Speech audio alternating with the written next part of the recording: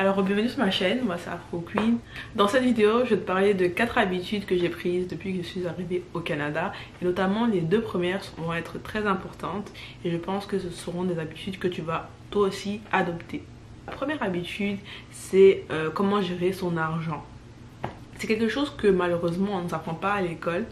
On nous apprend que bon, l'économie, on imprime des billets, les banques, etc. Mais on ne nous apprend pas comment faire de l'argent, comment créer un budget, comment épargner, comment gérer son crédit. Donc c'est une habitude que j'ai prise après avoir immigré ici. C'est comment gérer ma carte de crédit, comment faire un budget et comment fonctionne un compte épargne. Utiliser sa carte de crédit par exemple, moi j'utilise une stratégie qui est très simple. Dès que mon relevé est imprimé, je m'assure de payer l'intégralité de la somme que je dois à la banque avant la date limite pour ne pas avoir de frais d'intérêt par exemple. Ça c'est une chose qui est très simple que tout le monde ne sait pas forcément parce que par exemple les banques vont vous proposer de payer le minimum donné sur votre facture afin de garder votre compte en bon standing. Mais le piège qu'ils ne vous disent pas, c'est que si vous ne faites que payer le minimum possible, en général entre 10 et 20 dollars, vous accumulez des intérêts, ce qui enrichit la banque et vous appauvrit vous. Donc c'est une première chose que j'ai apprise ici et que j'adopte à chaque fois que mon relevé est imprimé, c'est de payer l'intégralité des fonds que je dois à la banque une fois que mon relevé est imprimé. Et une autre tactique que j'utilise, c'est que je sais à quelle date mon relevé va être imprimé. Donc si je sais que j'ai un gros achat à faire, j'attends que ce relevé soit imprimé. Comme ça, le nouvel achat que j'ai à faire, qui est d'une somme assez importante, sera automatiquement ajouté au prochain relevé. Ce qui va retarder ce montant là. Par exemple, disons que vous voulez acheter un matelas qui est à 500 dollars et je sais que mon relevé est imprimé le 5 novembre. Je vais attendre le 6 novembre, acheter mon matelas. Comme ça, je vais devoir ces 500 dollars uniquement à la fin du mois de décembre et non à la fin du mois de novembre.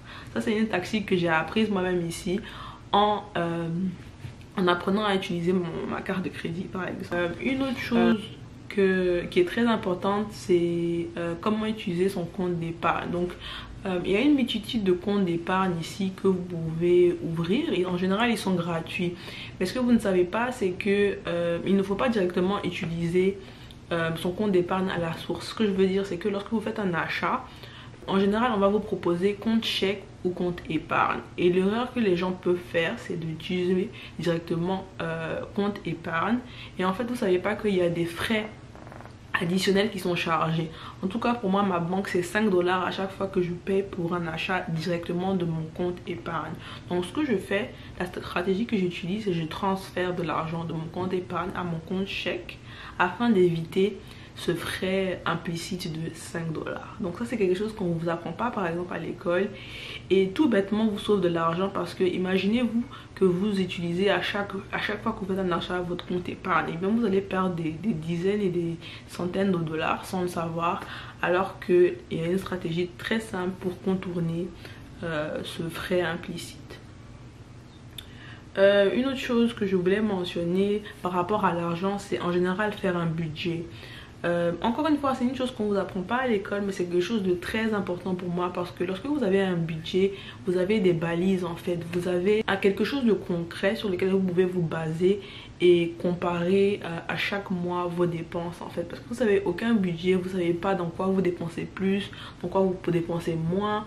À la fin de la journée, vous ne pouvez pas faire un plan pour, je sais pas si vous avez un projet de voyager ou quelque chose, vous ne pouvez pas faire un plan parce que vous ne savez pas dans quoi vous dépensez le plus, dans quoi vous pouvez diminuer vos dépenses. Donc apprendre à faire un budget, c'est une habitude que j'ai apprise ici encore une fois et qui m'aide énormément. Je vous encourage aussi à faire de même, à savoir combien vous dépensez par mois à manger dehors, combien vous dépensez par mois en électricité, en chauffage. C'est vraiment des choses assez importantes qu'il faut savoir et ça va vous permettre encore une fois de vous fixer des objectifs en termes d'épargne et d'argent. Si vous avez des projets que vous voulez financer, si vous avez des voyages que vous voulez faire, en ayant un budget, ça va vous aider grandement en fait.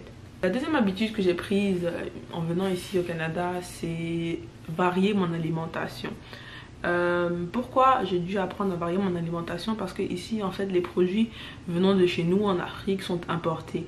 Donc vu qu'ils sont importés, bien entendu ils sont plus chers et dans une certaine mesure moins disponibles ici. Donc j'ai dû apprendre à manger d'autres choses, à manger moins fréquemment africain. Et c'est une chose que je pense que si vous venez en tant qu'étudiant et que votre budget n'est pas extrêmement élevé, vous pouvez vous permettre à chaque mois de manger, je sais pas, le foutou sauce graine, de manger votre plat préféré africain. Vous ne pouvez pas vous le permettre parce que ça va vous revenir très cher très vite.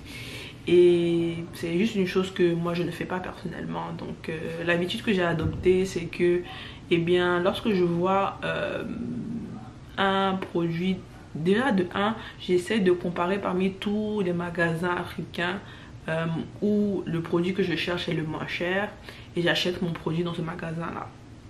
Ensuite j'achète moins fréquemment tout simplement le produit en question ou les produits en question et j'essaie d'intégrer d'autres choses comme plus de légumes. Depuis que je suis ici, je mange plus d'avocats, plus de choux frisés, plus d'épinards, alors que c'était pas dans mes habitudes avant en fait. Donc c'est tout ça pour vous dire, c'est que vous allez devoir diversifier dans une certaine mesure votre alimentation si vous ne voulez pas avoir des factures salées, très salées à chaque fois que vous faites des courses dans les magasins africains. La troisième habitude que j'ai adoptée en venant ici au Canada, c'est le recyclage. Donc bien qu'il existe dans une certaine mesure en Afrique, ici il est à un stade beaucoup plus avancé. Notamment à Montréal, les déchets de tous les jours, ils sont divisés en trois catégories. Donc il y a les catégories de la poubelle générale, la catégorie des produits organiques comme par exemple les peaux d'orange, les os de poulet, etc. Et les produits recyclables comme le plastique, les bouteilles en plastique, les cartons. En général, lorsque vous jetez vos poubelles, vous devez séparer vos poubelles dans ces trois catégories là différentes et mettre par exemple mettre une boîte de carton de pizza dans la poubelle qui est faite pour ça. Donc en général c'est la poubelle qui est verte avec le signe recyclage où vous pouvez mettre votre boîte de pizza. Il y a également la poubelle marron, il me semble, pour les déchets organiques, et c'est vraiment spécifié sur la poubelle que c'est pour exclusivement les déchets organiques. Et vous avez la poubelle générale qui est en général de couleur noire ou qui est de taille plus grande, où vous pouvez jeter tout le reste en fait des poubelles. Donc c'est quelque chose que vous allez devoir apprendre à faire ici. Le quatrième point que je voulais mentionner, qui est très important et qui est une habitude que j'ai prise ici, c'est de sortir de ma zone de confort. Donc quand je suis arrivée, bon, moi j'ai toujours été quelqu'un qui est timide de nature, ça fait partie de qui je suis, mais depuis que je suis venue ici, j'ai appris, en tout cas du moins j'essaie de sortir de plus en plus souvent de ma zone de confort en faisant des nouvelles choses, en tentant de nouvelles activités, tout simplement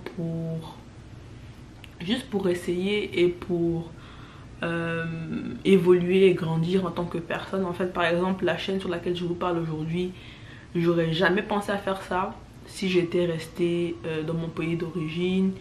Et je l'ai déjà mentionné dans une vidéo précédente, en fait c'est la manière de penser ici qui m'a poussée à créer cette chaîne. Bien entendu au début je parlais des cheveux naturels, maintenant je parle de tout ce qui concerne la vie au Canada.